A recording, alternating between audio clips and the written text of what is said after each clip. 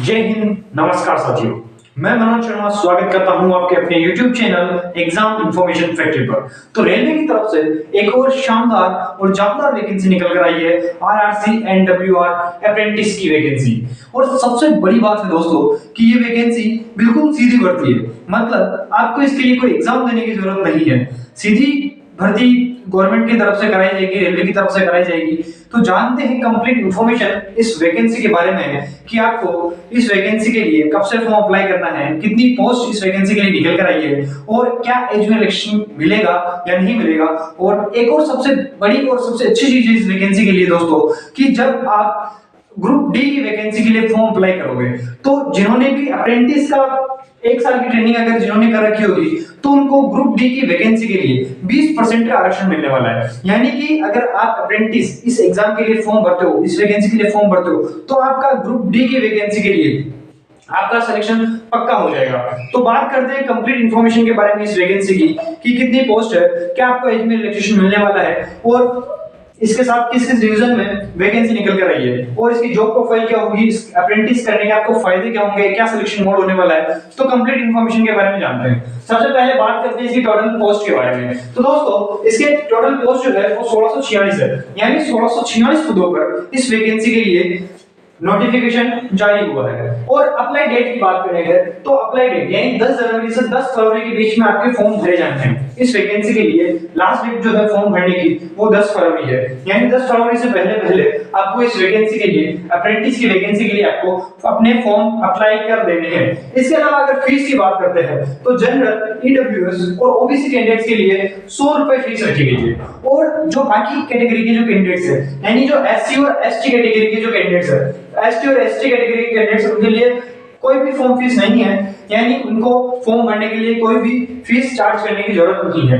इसके अलावा बात करते हैं कि आपकी एज कब से काउंट होगी इस वैकेंसी के लिए। तो दोस्तों जो आपकी फॉर्म अप्लाई करने की लास्ट डेट है यानी कि 10 फरवरी से ही आपकी इस वैकेंसी के लिए आपकी एज काउंट होगी। 10 फरवरी तक आपकी एज जो है वो 15 से 24 साल के बीच में होनी चाहिए, यानी आपकी जो एज है मिनिमम 15 साल और मैक्सिमम 24 साल होनी चाहिए। और 10 फरवरी तक, अगर आप 10 फरवरी तक 24 साल के हैं तो आप इस वैकेंसी के लिए अप्लाई कर सकते हैं। इसके अलावा अगर बात करते हैं एज में छूट की तो ओबीसी कैंडिडेट्स को 3 साल की छूट और एससी और एसटी कैंडिडेट्स को 5 साल की छूट इस वैकेंसी में दी जाएगी। यानी अगर आप ओबीसी कैटेगरी से बिलोंग करते हैं तो आप 27 साल तक फॉर्म अप्लाई कर सकते हैं और अगर आप एससी और एसटी कैटेगरी से बिलोंग करते हैं तो आप 29 ईयर्स तक यानी 29 साल तक आप अपना फॉर्म अप्लाई कर सकते हैं अप्रेंटिस की वैकेंसी के लिए। अब बात करते हैं क्वालिफिकेशन के लिए, जो कि सबसे जरूरी चीज है कि इस वैकेंसी के लिए आपको क्या क्वालिफिकेशन चाहिए। तो दोस्तों अगर आप 10th पास हैं, और इसके साथ साथ अगर आपके पास आईटीआई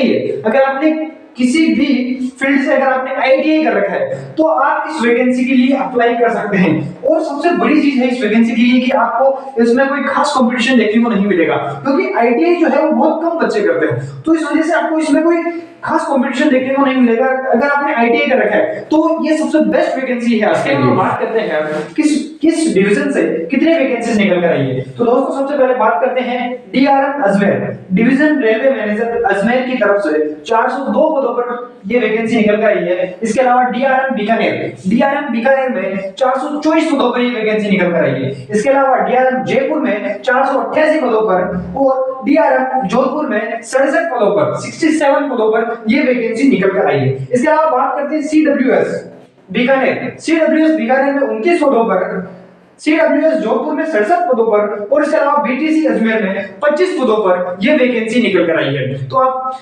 अब बात करते हैं इसके अलावा कि आपका क्या ट्रेनिंग पीरियड रहने वाला है। ट्रेनिंग पीरियड आपका कितने टाइम का रहने वाला है, आपकी इस एग्जाम में कोई एग्जाम होगा या नहीं होगा। तो सबसे पहले बात करते हैं ट्रेनिंग पीरियड की। तो दोस्तों ट्रेनिंग पीरियड आपका इस वैकेंसी के लिए 1 साल का रहने वाला है।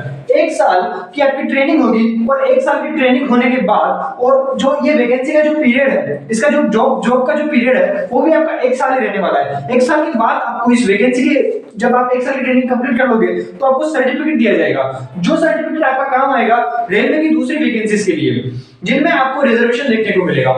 तो ट्रेनिंग पीरियड आपका रहने वाला है 1 साल का। अब इसके अलावा बात करते हैं कि नो एग्जाम सीधे भर्ती, यानी इस वैकेंसी के लिए आपको कोई भी एग्जाम देने की जरूरत नहीं है, सिर्फ आपको जो 10th कर रखी है आपने, आपके 10th के मार्क्स के बेसिस पर और उसके अलावा जो आपने आईटीआई कर रखी है, दोनों के ही मार्क्स के बेसिस पर आपका इस वैकेंसी में सिलेक्शन होने वाला है। यानी मान लीजिए कि 10th में आपके अगर 70% है, 10th में अगर आपके 70% है तो 35% यहां से ऐड होंगे, और अगर आईटीआई में मान लीजिए आपके 60% है तो 30% यहां से आपके ऐड होंगे, और दोनों को ऐड करने के बाद आपकी कट ऑफ निकाली जाएगी। यानी कि सीधी भर्ती है 10th और आईटीआई के जो आपके मार्क्स हैं उसके बेसिस पर ही आपकी सीधी भर्ती करा ली जाएगी। तो सिलेक्शन मोड भी आपका यही हो गया। सिलेक्शन मोड में आपको 10th और आईटीआई के मार्क्स के बेसिस पर आपका सिलेक्शन हो जाएगा।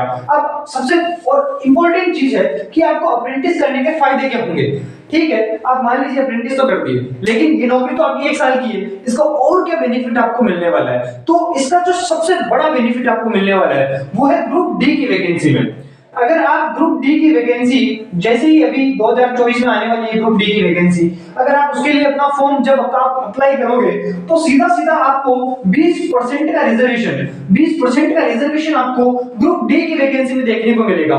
जो ये 20% का रिजर्वेशन है ये आपका सीधा सीधा ये तय कर देगा कि आपका ग्रुप डी में सिलेक्शन होने वाला है। तो अगर आपने अप्रेंटिस कर रखा है तो आपका ग्रुप डी में सिलेक्शन आप पक्का मानिए। तो इस तरीके से आप ग्रुप डी की जो परमानेंट सरकारी जॉब है वो आप अप्रेंटिस करने के बाद प्राप्त कर सकते हैं। उसके अलावा सैलरी की बात करते हैं लास्ट में। तो दोस्तों अप्रेंटिस के लिए आपको 8 से 10 हजार रुपए सैलरी मिलेगी पर मंथली। 8 से 10 हजार रुपए की आपकी सैलरी रहने वाली है, और आपकी जो जॉब प्रोफाइल होगी, जॉब प्रोफाइल आपकी इस तरीके से होगी कि आपको 4-5 घंटे ही डेली के काम करने होंगे। यानी आप इस अप्रेंटिस के साथ साथ आप किसी अन्य एग्जाम की तैयारी भी आप साथ में कर सकते हैं अप्रेंटिस बनने के साथ साथ, क्योंकि आपको 4-5 घंटे ही काम करना होगा और बाकी का टाइम आप अपनी पढ़ाई कर सकते हैं। इसके अलावा 4-5 घंटे आप अपना काम करने के बाद आप अपनी पढ़ाई कर सकते हैं, और सैलरी आपको बताइए कि 8 से 10 हजार रुपए आपको सैलरी मिलने वाली है। और जो जॉब प्रोफाइल रहेगी आपकी, इसमें आपको आपने जिस भी फील्ड से आपने आईटीआई कर रखा है उस फील्ड में आपको एक सर्टिफिकेट दिया जाएगा, और उसी फील्ड में आपको महारत हासिल करवा दी जाएगी। यानी आपको उसमें काम सिखाया जाएगा, आपकी स्किल पर काम किया जाएगा। तो इस तरीके से आप जिस फील्ड से आते हो उस फील्ड में आपका अच्छा खासा एक्सपीरियंस हो जाएगा अगर आप अप्रेंटिस के लिए अप्लाई करते हो तो दोस्तों उम्मीद करता हूं कि आपको हमारा ये वीडियो पसंद आया होगा। आप प्लीज हमारे वीडियो को लाइक करें, और लेटेस्ट वैकेंसीज की इंफॉर्मेशन देखने के लिए और जानने के लिए आप हमारे चैनल को सब्सक्राइब करें। जय हिंद साथियों।